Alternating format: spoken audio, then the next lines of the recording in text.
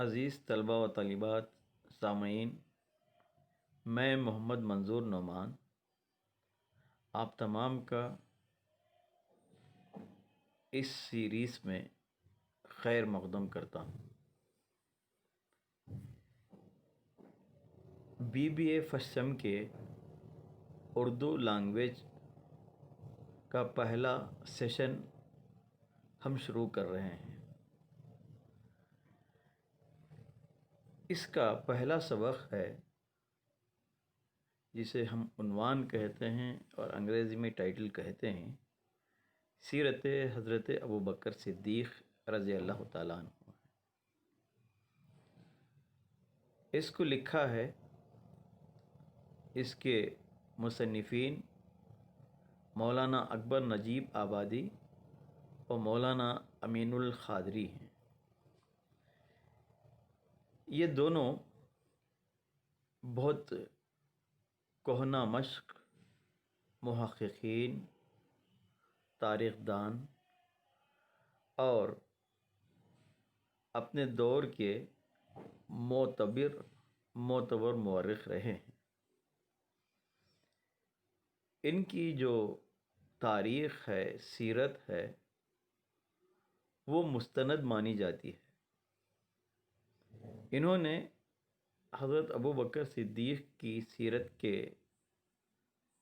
جو پہلو ہمارے سامنے پیش کیے ہیں وہ واقعتاً قابل تعریف، توصیف و تحسین ہیں، اس لیے کہ اس سے قبل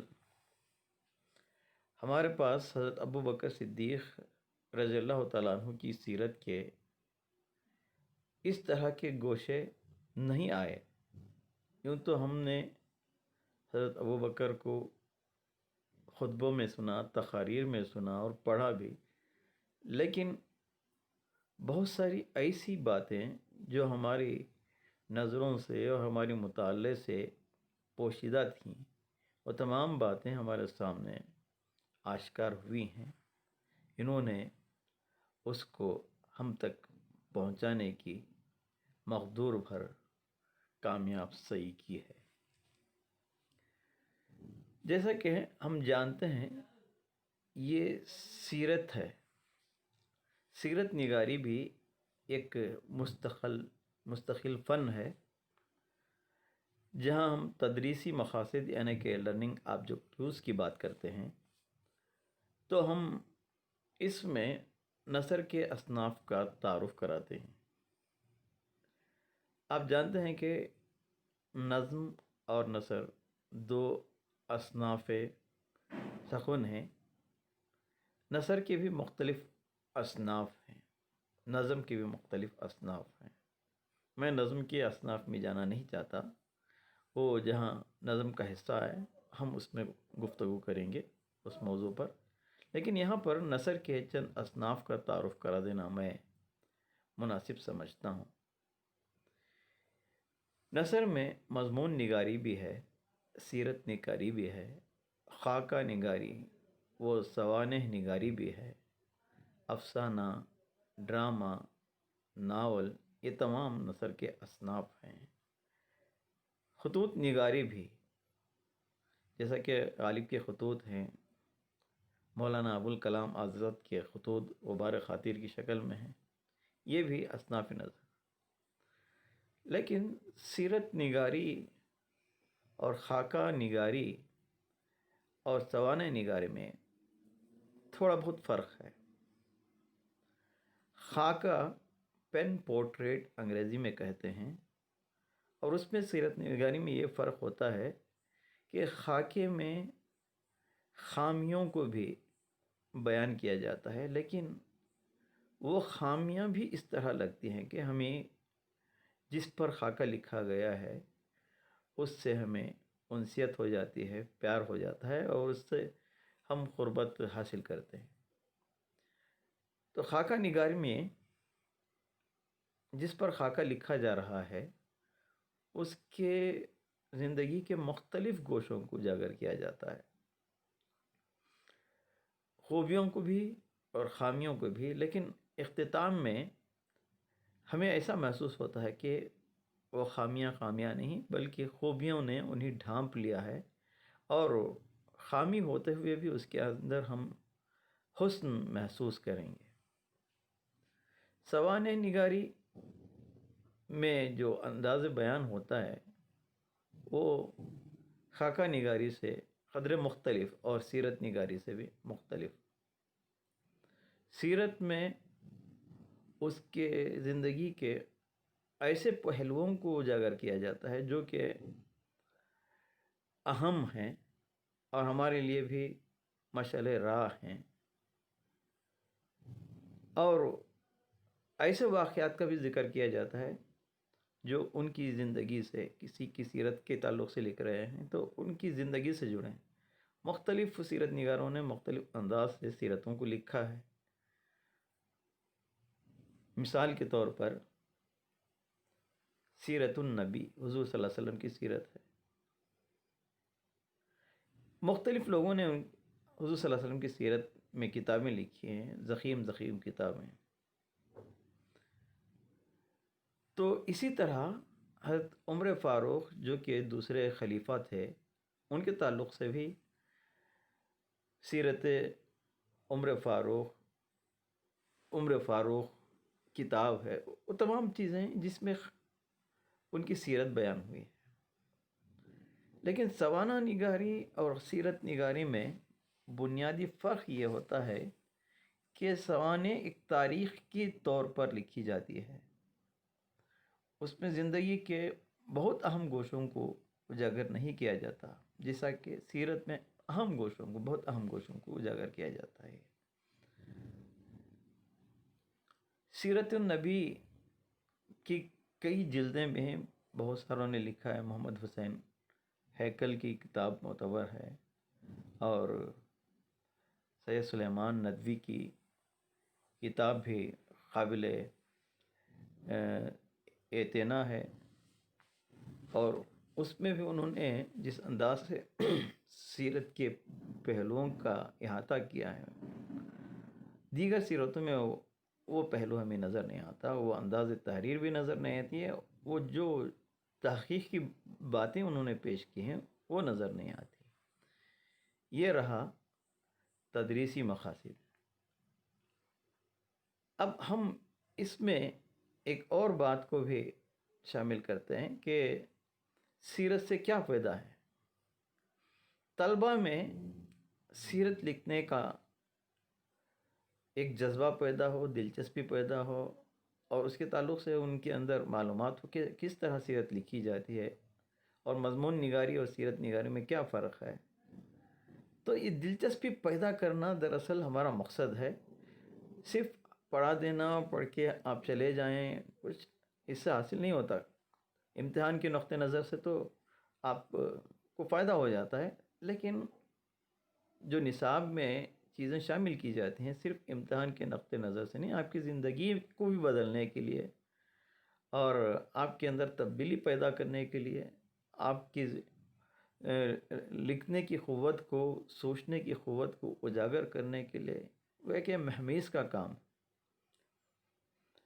اور اس کے ذریعے سے تدریسی مقاصد میں ایک بات یہ بھی ہے کہ آپ کو زبان و بیان کی خوبیوں سے بھی واقف کرانا ہے، اور کس طرح جملوں کی بندش ہوتی ہے، قواعد کیا ہیں، کون سا جملہ کہاں، علامت فاعل نے، یہ تمام کہاں استعمال ہونا چاہیے، کس طرح استعمال ہونا چاہیے، یہ تمام باتوں کا آپ کو اندازہ ہوگا۔ آپ میں ذوق پیدا کرنا ہمارا مقصد ہے۔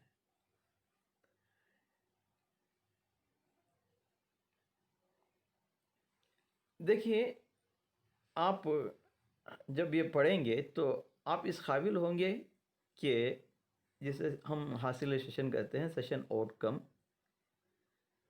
آپ کسی بھی شخصیت کی سیرت میں دلچسپی لینے کے قابل ہوں گے۔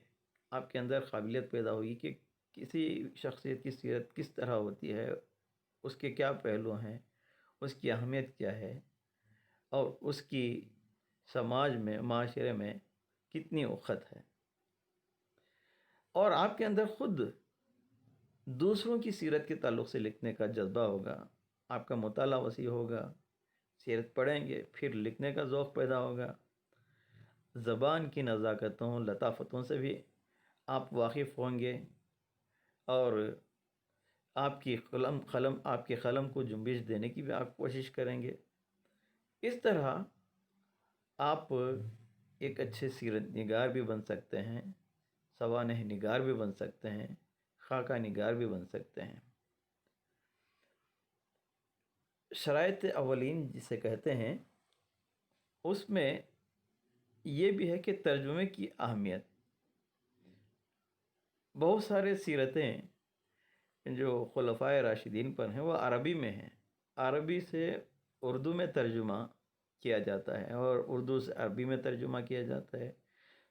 اس سیرت نگاری سے ترجمے کی اہمیت بھی آپ پر واضح ہوگی، آپ ترجمے کی طرف بھی توجہ دیں گے، اس لیے کہ ترجمے کی اہمیت ہے۔ انگریزی سے اردو میں ترجمہ، اردو سے انگریزی میں ترجمہ، کنڑ سے اردو میں، اردو سے کنڑ میں۔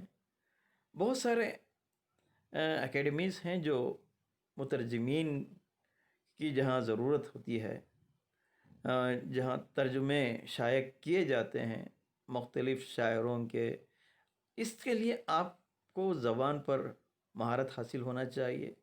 صرف جس زبان میں آپ گفتگو کر رہے ہیں اسی زبان میں نہیں، دیگر زبانوں پر، جس زبان سے آپ جس زبان کو ترجمہ کر رہے ہیں دونوں زبانوں سے یکساں واقفیت ہونی ہے آپ کو، اس کے قواعد سے، اس کے گرامر سے، زبان سے، اسلوب سے، قاعدوں سے آپ کو آگہی ہونی چاہیے، اور اس کی جب آگہی ہوگی آپ بہتر مترجم بن سکیں گے۔ جب آپ بہتر مترجم ہو جائیں گے تو آپ کی ہر جگہ پذیرائی ہوگی، نہ صرف ہندوستان میں بلکہ سارے عالم میں۔ آپ دیکھتے ہیں کہ BBC اردو میں ہے، وہاں بھی مترجمین کی ضرورت ہے۔ انگلینڈ سے بھی کئی ایسے ریڈیو چینلز ہیں جس سے اردو نشر ہوتی ہے۔ دنیا کی نئی بستیوں میں اردو کا بہت وقار ہے، اہمیت ہے، تو وہاں تمام مترجمین کی اہمیت بڑھ رہی ہے۔ تو اس میں سے یہ، جیسا کہ ترجمے کی اہمیت کے بارے میں ہم نے سنا، حضرت ابوبکر کی سیرت کے تعلق سے بھی آپ ترجمہ کر سکتے ہیں، انگریزی میں، کنڑ میں۔ چہ جائے کہ اس کے مطالعے کرنے والوں کی تعداد محدود ہے، لیکن جو بھی ہیں وہ بہت وسیع افراد ہوتے ہیں سماج میں، اور لٹریچر کے میدان میں ان کا کافی مقام ہوتا ہے، اور اس کے ذریعے حضرت ابوبکر کی سیرت کے چند پہلو بھی آپ کے سامنے آئیں گے، اور حضرت ابوبکر کی خلافت کے نمایاں کارنامے بھی آئیں گے۔ حضرت ابوبکر پہلے خلیفہ رسول تھے، حضور صلی اللہ علیہ وسلم کے انتقال کے بعد خلافت کی ذمہ داری آپ پر عائد کی گئی، تو اس کے تعلق سے بھی آپ ان کے کیا نمایاں کارنامے تھے واقف ہوں گے، سیرت نگاری کی اہمیت سے واقف ہوں گے۔ سیرت نگار کا تعارف آپ کے سامنے تو آ ہی گیا، تو یہ تمام باتیں اور مشہور سیرت نگاروں کے کارنامے بھی آپ کے سامنے رہے۔ سیرت نگار کے مطالعے، مشاہدے کو وسیع ہونے پر بھی آپ نے محسوس کیا کہ کتنی وسعت ہے ان کے مطالعے میں، اور سیرت نگار کے لیے ضروری ہے کہ اسے تاریخ سے بھی واقفیت ہو، صرف ان کی شخصیت نہیں، اس دور کے حالات سے بھی سیرت نگار واقف ہو۔ سیرت کا اطلاق حضرت محمد صلی اللہ علیہ وسلم کی اخلاق و عادات و طرز زندگی پر ہوتا ہے۔ یوں تو سیرت رسول جب لکھتے ہیں تو وہ حضور صلی اللہ علیہ وسلم کے تعلق سے لکھتے ہیں، تو ان کے اخلاق و عادات، ان کی زندگی کا طرز عمل کیا رہا، زندگی میں زندگی گزارنے کا کیا طریقہ رہا، ان باتوں پر ہم روشنی ڈالیں گے۔ اب جب صحابہ کی سیرت لکھتے ہیں، ان کے کارناموں کا ذکر کرتے ہیں، تو وہ کس ماحول میں تھے، کہاں تھے، کس طرح انہوں نے اپنے بل پر زندگی کی کایا پلٹ دی اور جہاں میں روشن ہوئے، یہ تمام چیزیں سیرت میں آ جاتی ہیں۔